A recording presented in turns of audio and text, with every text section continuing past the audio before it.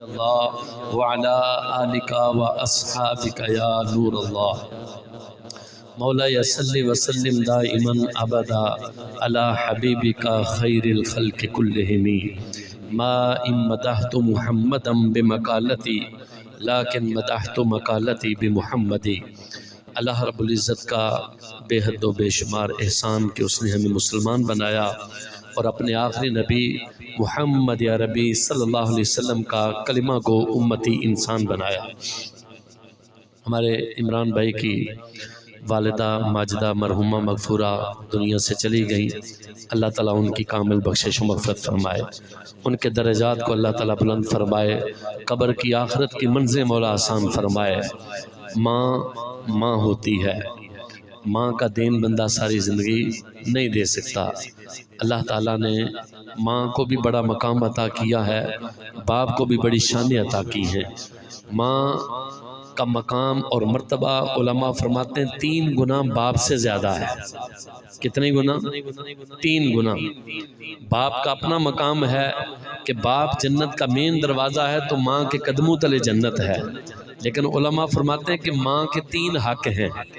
ایک تو یہ کہ پہلے جو ہے وہ اپنے پیٹ کے اندر اپنے بچے کو رکھتی ہے، 9 ماہ تک تکلیفیں اٹھاتی ہے، اس کے بعد جو ہے اپنا خون جگر پلاتی ہے، اپنا خون جگر پلاتی ہے، اور تیسرا حق یہ کہ اس بچے کو پالتی ہے، پوستی ہے، اس کو جوان کرتی ہے۔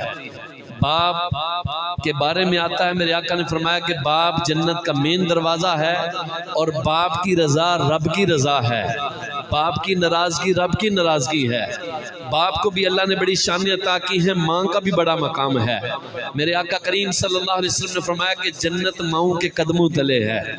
تو ماں دنیا سے چلی جائے نا، بوڑھے سے بوڑھا بابا بھی کہے گا، جب چوٹ لگے گی نہ کہے گا ہائے میری ماں۔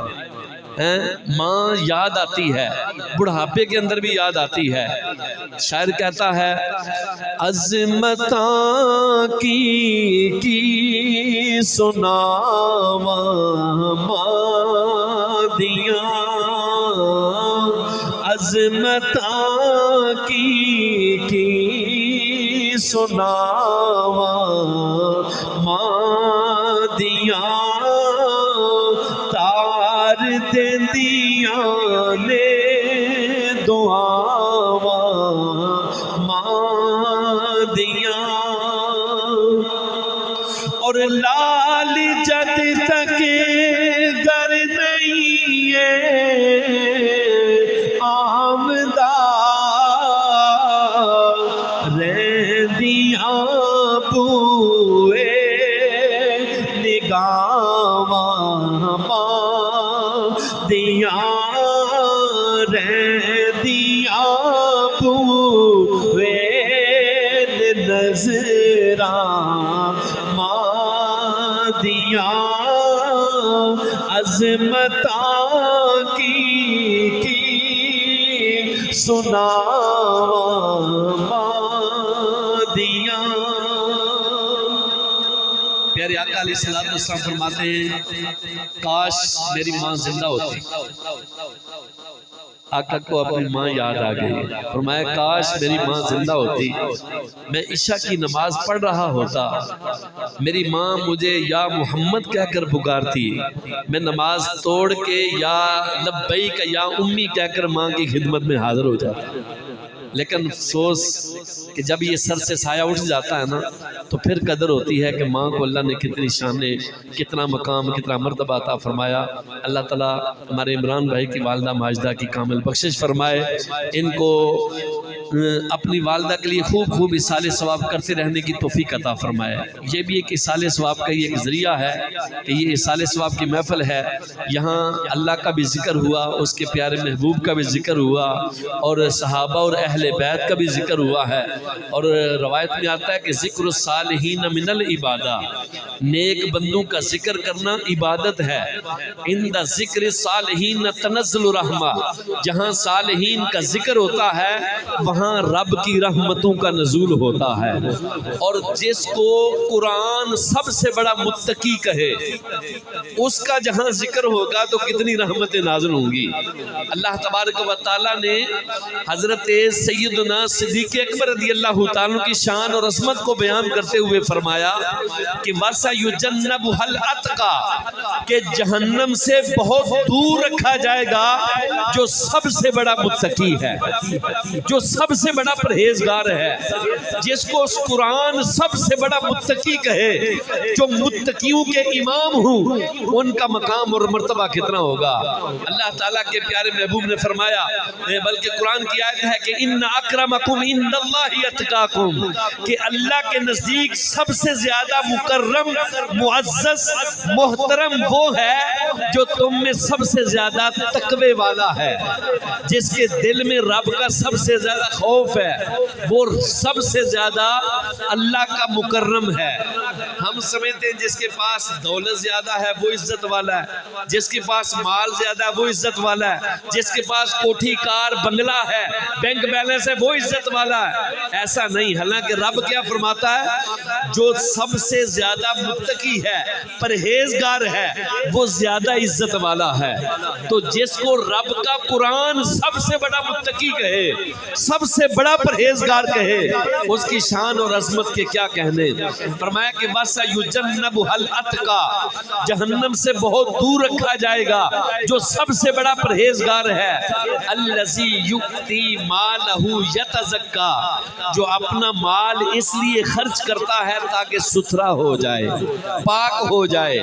وَمَا لِأَحَدٍ عِندَهُ مِن نِعْمَةٍ تُجْزَى، ان پر رب کا کوئی انعام نہیں ہے، کسی نے کوئی احسان نہیں کیا کہ جس کا یہ بدلہ چکا رہے ہیں، یہ تو بس رب کی رضا کے لیے، رب کی خوشنودی کے لیے اپنا مال اللہ کی راہ میں خرچ کر رہے ہیں۔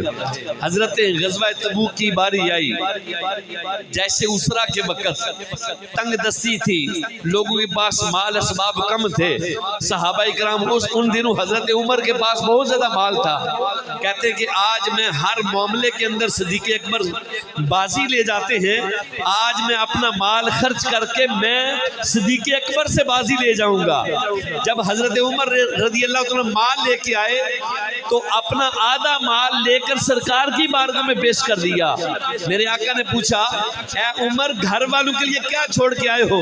عرض کرتے کہ یا رسول اللہ آدھا مال گھر والوں کے لیے اور آدھا آپ کی بارگاہ میں پیش کر دیا۔ اتنے کے اندر بعد میں حضرت ابو بکر صدیق رضی اللہ تعالیٰ آتے ہیں اور اپنے گھر کا سارا مال لے کر سرکار کی بارگاہ میں ڈھیر کر دیا۔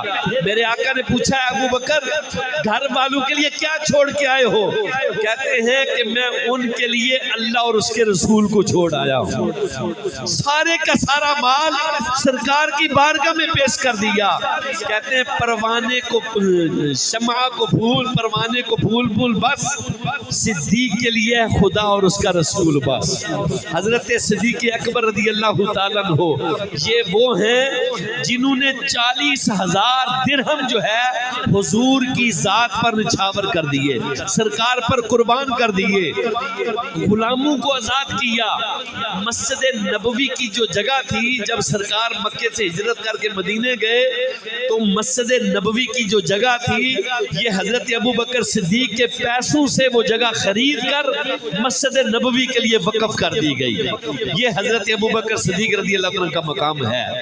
آپ جب آپ نے ایمان قبول کیا تو آزاد مردوں کے اندر سب سے پہلے اسلام قبول کرنے والے وہ حضرت ابو بکر صدیق ہیں، اور غلاموں اور بچوں کے اندر سب سے پہلے اسلام قبول کرنے والے حضرت مولا مشکل کشا علی المرتضیٰ شیر خدا کرم اللہ تعالی وجہ الکریم، بچوں کے اندر انہوں نے سب سے پہلے اسلام قبول کیا۔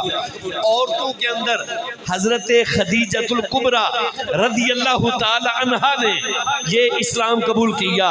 غلاموں میں سے حضرت زید بن حارثہ نے اسلام جو ہے وہ قبول کیا۔ حضرت ابو بکر صدیق رضی اللہ تعالیٰ عنہ وہ مبارک ہستی ہیں کہ جو خود بھی صحابی، آپ کے والد بھی صحابی، آپ کا بیٹا بھی صحابی، آپ کا پوتا بھی صحابی ہے، یعنی 4 نسلیں صحابی ہیں، اور پوری کائنات کے اندر یہ اعزاز کسی کو حاصل نہیں ہے کہ جس کی 4 نسلیں جو ہیں وہ صحابی گزری ہوں۔ میرے آقا کریم علیہ السلام نے فرمایا دنیا کے اندر جس بندے نے مجھ پر احسان کیا میں نے اس کے احسان کا بدلہ دنیا میں چکا دیا، سوائے صدیق اکبر کے احسانات کا۔ ان کے اتنے مجھ پر احسانات ہیں، اتنے احسانات ہیں کہ ان کا بدلہ رب کائنات قیامت کے دن خود عطا فرمائے گا، قیامت کے دن خود عطا فرمائے گا۔ یہ اللہ تبارک و تعالیٰ نے حضرت ابو بکر صدیق رضی اللہ عنہ کو مقام عطا فرمایا۔ یہ سفر میں بھی ساتھ، حضر میں بھی ساتھ، جنگ میں بھی ساتھ، غزوے بھی ساتھ، اور غار کے اندر بھی ساتھ ہیں، اور مزار کے اندر بھی ساتھ ہیں۔ واہ ابو بکر کی شان اور عظمت کو دیکھیے کہ غار کے اندر 3 دن 3 راتیں میرے آقا علیہ السلام کے ساتھ قیام فرما رہے۔ اللہ تبارک و تعالیٰ نے وہاں قرآن کی آیت نازل فرمائی، فرمایا کہ ثانی اثنین اذ ہما فی الغار، کہ 2 میں سے دوسرے جب وہ دونوں غار میں تھے، اذ یقول لصاحبہ، جب یہ اپنے ساتھی سے، اپنے صحابی سے کہتے لا تحزن، غم نہ کر، ان اللہ معنا، بے شک رب ہمارے ساتھ ہے، رب ہمارے ساتھ ہے۔ اس آیت کی تفسیر کے اندر مفتی احمد یار خان نعیمی رحمت اللہ علیہ لکھتے ہیں یہ واحد صحابی ہیں جن کی صحابیت قرآن سے ثابت ہے۔ ان کو رب جو ہے وہ صاحب کہہ رہا ہے، رب ساتھی ان کو کہہ رہا ہے، تو ان کا مقام اور مرتبہ کتنا ہوگا۔ غار کے اندر جب جا رہے ہیں تو غار بڑی کٹھن ہے۔ آپ میں سے جو غار ثور میں گئے ہیں یا جنہوں نے غار حرا میں چڑھے ہیں، غار حرا سے زیادہ اونچائی غار ثور کی ہے۔ حضرت ابو بکر صدیق اپنے کندھوں پر اٹھا کر میرے آقا کو غار تک لے گئے، کندھوں پہ اٹھا کر، اور غار کے اندر جا کر سرکار کو پہلے باہر جو ہے وہ کھڑا کیا، خود اندر گئے، اندر جا کر ساری صفائی کی، اپنا تہمد اپنی لنگی پھاڑ کر سوراخ بند کیے، ایک سوراخ پر اپنی ایڑی رکھ دی، اور اب عرض کیا کہ یا رسول اللہ اندر تشریف لے آئیے۔ کیسا مقام ہے، کیسا مرتبہ ہے کہ سان یس نہیں، ہر معاملے کے اندر دوسرے ہیں۔ اسلام ایمان لانے کے اندر بھی دوسرے، غار کے اندر بھی دوسرے، ہجرت کے اندر ساتھ بھی دوسرے، اور مزار کے اندر بھی دوسرے ہیں۔ ہر مقام پر حضرت ابو بکر صدیق رضی اللہ تعالیٰ دوسرے ہیں۔ اللہ تبارک و تعالیٰ نے کیا شان، کیا مقام اور مرتبہ عطا فرمایا۔ میرے آقا نے فرمایا قیامت کا دن ہوگا، بلکہ اس سے پہلے روایت میں آتا ہے جب آپ کا وصال ہوا، ایک تھوڑا سا کم جب وصال ہوا تو آپ کی چارپائی کو اٹھا کر سرکار کے روضہ انور کے سامنے لے گئے۔ اب جو ہے عرض کیا کہ یا رسول اللہ آپ کا یار آپ سے ملنا چاہتا ہے۔ روایت میں آتا ہے کہ خود بہت کنڈی کھل جاتی ہے اور اندر سے آواز آتی ہے کہ دوست کو دوست کے ساتھ ملا دیا جائے، دوست کو دوست سے ملا دیا جائے۔ پھر میرے آقا فرماتے ہیں قیامت کا دن ہوگا، میرے دائیں ہاتھ میں ابو بکر کا ہاتھ ہوگا، بائیں ہاتھ میں عمر کا ہاتھ ہوگا، اور اس شان سے ہم میدان محشر کی طرف جائیں گے، اس شان سے میدان محشر کی طرف سفر کریں گے۔ حضرت علی رضی اللہ تعالیٰ عنہ آپ فرماتے ہیں کہ حضور کی موجودگی کے اندر میرے آقا علیہ السلام کو عرض کیا میں نے یا رسول اللہ امامت کے لیے کس کو کہیں؟ میرے آقا علیہ السلام نے فرمایا کہ علی ابو بکر کو جا کر حکم کرو کہ لوگوں کو نماز پڑھائے۔ میرے آقا کی حیاتی کے اندر 17 نمازیں مصلی رسول پر پڑھانے والے حضرت ابو بکر صدیق ہیں۔ 17 نمازیں، پتہ چلا امامت کا مصلی اسی کو دیا جاتا ہے جو شان والا ہو، جو عظمت والا ہو، جو مقام والا ہو، جس کا مرتبہ سب سے زیادہ ہو۔ تو صحابہ اکرام کے اندر سرکار علیہ السلام نے اپنی موجودگی کے اندر اپنا مصلی جن کے سپرد کیا وہ حضرت ابو بکر صدیق رضی اللہ عنہ۔ مصلی رسول پر، پھر میرے آقا نے خود آ کر ان کے پیچھے نماز ادا فرمائی۔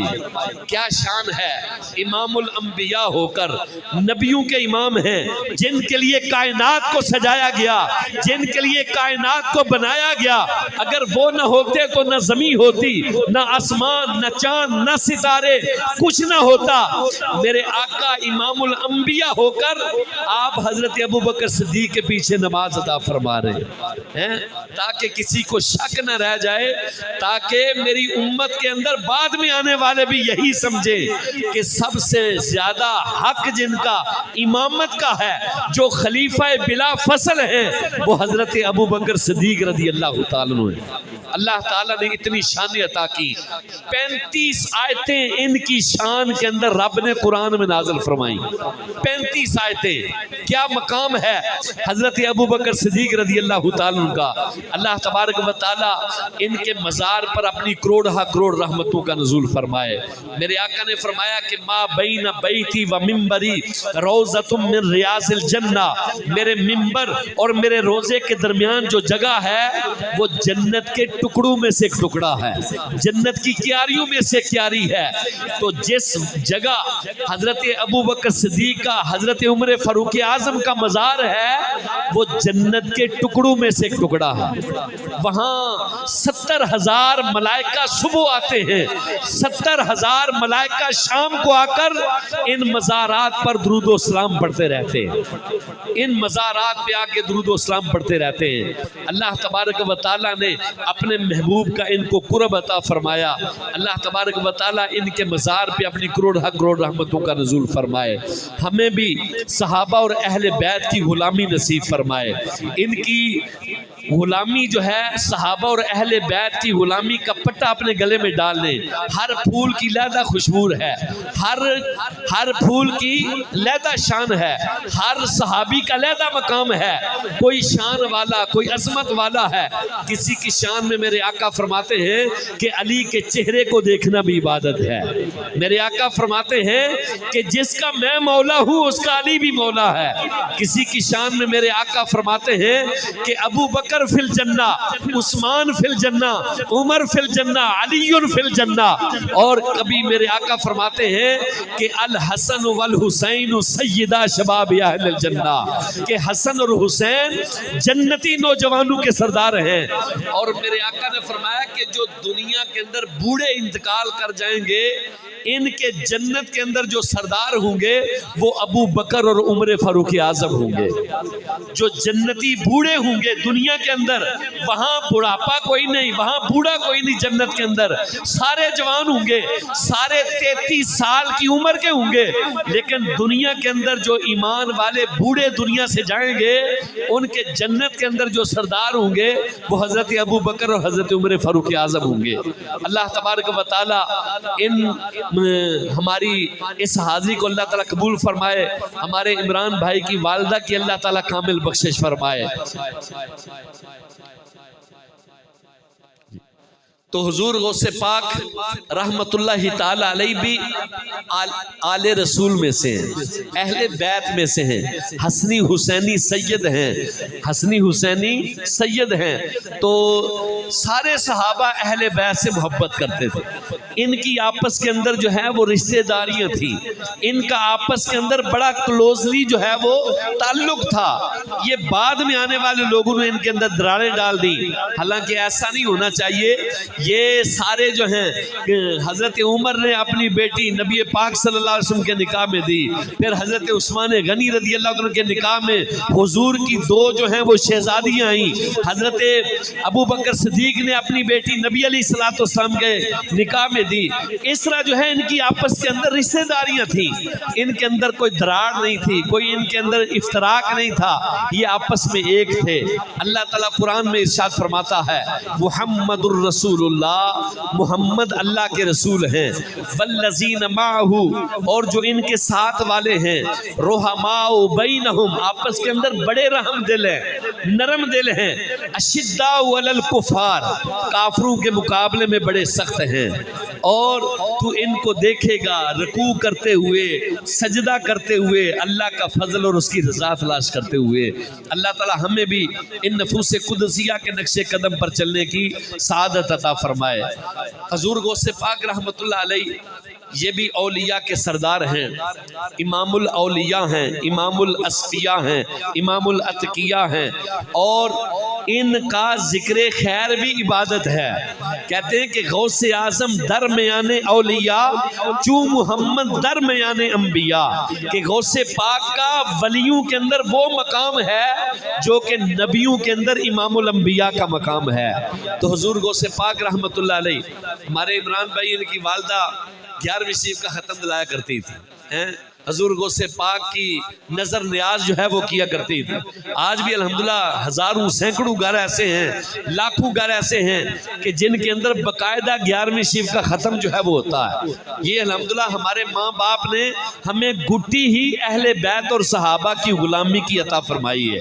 اولیاء کرام کی، ان کے نقش قدم پر چلنا، ان سے محبت کرنا، ان کی 11ویں حضور غوث پاک رحمت اللہ علیہ کی 11ویں کو باقاعدگی کے ساتھ منانا، یہ سعادت مندی کی بات ہے۔ آئیے حضور غوث پاک کا تھوڑا سا ذکر کرتے ہیں۔ سرکار غوث اعظم نظر کرم خدا را، سرکار غوث اعظم نظر کرم خدا را، میرا خالی کا صبر دو، میں فقیر ہوں تمہارا، میرا خالی کا صبر دو، میں فقیر ہوں تمہارا، جولی کو میری بر دو، ورنہ کہے گی دنیا، جولی کو میری بر دو، ورنہ کہے گی دنیا، ایسے سخی کا منگتا غوث الورا کا منگتا، پھرتا ہے مارا مارا، سرکار غوث اعظم نظر کرم خدا، سب کا کوئی نہ کوئی دنیا میں آسرا ہے، میرا بجز تمہارے کوئی نہیں سہارا، سرکار غوث اعظم نظر کرم خدا را، سرکار غوث اعظم نظر کرم خدا را۔ حضور غوث پاک فرماتے ہیں جس نے مصیبت میں میرا نام لیا اس کی مصیبت دور ہو گئی، جس نے مشکل کے اندر مجھے پکارا اس کی مشکل آسان کر دی گئی۔ آپ فرماتے ہیں میرا مرید اچھا نہ ہوا تو کیا ہوا، میں تو اچھا ہوں، مجھے میرے پالنے والے کی عزت اور جلال کی قسم میں اس وقت تک جنت کی طرف قدم نہیں اٹھاؤں گا جب تک اپنے ایک ایک مرید کو داخل جنت نہ کروا لوں۔ حضور غوث پاک رحمت اللہ علیہ فرماتے ہیں قیامت کے دن جو میرے مدرسے کے پاس سے بھی گزرا ہوگا، جس نے میرے کنویں کا مدرسے کا لنگر کھایا ہوگا، قیامت کے دن اس کے عذاب کے اندر بھی کمی واقع ہوگی۔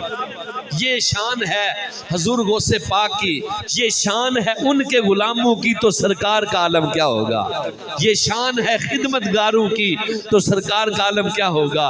اللہ تعالی ہمیں اولیاء کرام سے، صحابہ کرام سے، اہل بیت اطہار سے والہانہ محبت عطا فرمائے، ان نفوس قدسیہ کے نقش قدم پر چلنے کی سعادت عطا فرمائے کہ صحابہ کرام نے، اولیاء کرام نے بڑی محنت سے، بڑی لگن سے، بڑی کوششوں سے، بڑی قربانیوں سے یہ اسلام ہم تک پہنچا ہے، اور ہمیں اس کی قدر کرنی ہے۔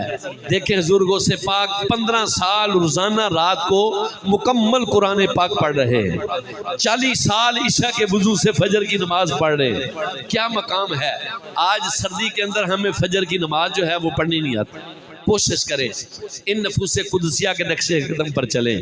سردی کے اندر وضو کرنا گرچہ اوکھا ہے، مشکل ہے، لیکن میرے آقا فرماتے ہیں جو ٹھنڈے پانی سے وضو کرے اللہ اس کو دگنا ثواب عطا فرمائے گا۔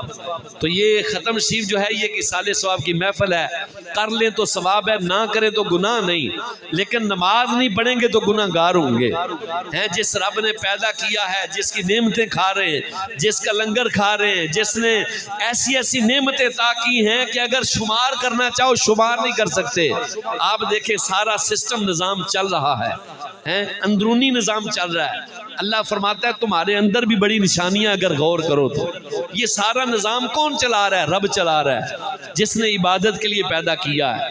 5 وقت رب کا منادی صدا لگاتا ہے، حی علی الصلاۃ، حی علی الفلاح، آؤ کامیابی کی طرف، آؤ نماز کی طرف، آؤ فلاح کی طرف۔ تو کوشش کریں یہ اس ختم شریف کے اندر جو آپ نیت کریں گے نا، اس کا ثواب بھی عمران بھائی کی والدہ کو انشاءاللہ پہنچے گا۔ کون کون یہ نیت کرتا ہے آج کے بعد میری کوئی نماز نہیں چھوٹے گی انشاءاللہ تعالی؟ جس رب نے پیدا کیا اس کی بارگاہ میں جھکنا ہے، سجدہ ریز ہونا ہے، تاکہ ختم شریف میں آنے کا بھی حق ادا ہو جائے، اور جتنا انہوں نے اہتمام کیا ہے اس کا بھی ان کو اجر ثواب ملے، ان کی والدہ کو بھی ثواب پہنچے۔ یہ بہترین ذریعہ ہے کہ بچہ ختم نہ بھی دلائے نا، جب نماز پڑھے گا تحیات میں جا کر کہے گا ربنا اغفر لی ولوالدی وللمؤمنین یوم یقوم الحساب، مولا میری بخشش فرما، میرے ماں باپ کی بخشش فرما، اور قیامت تک آنے والے تمام ایمان والوں کی بخشش فرما۔ اللہ تبارک و تعالی ان کی والدہ کی بخشش فرمائے۔ ہم میں سے جن کے والدین دنیا سے چلے گئے اللہ ان کی مغفرت فرمائے، آمین بجاہ النبی الامین صلی اللہ تعالی علیہ وآلہ وسلم۔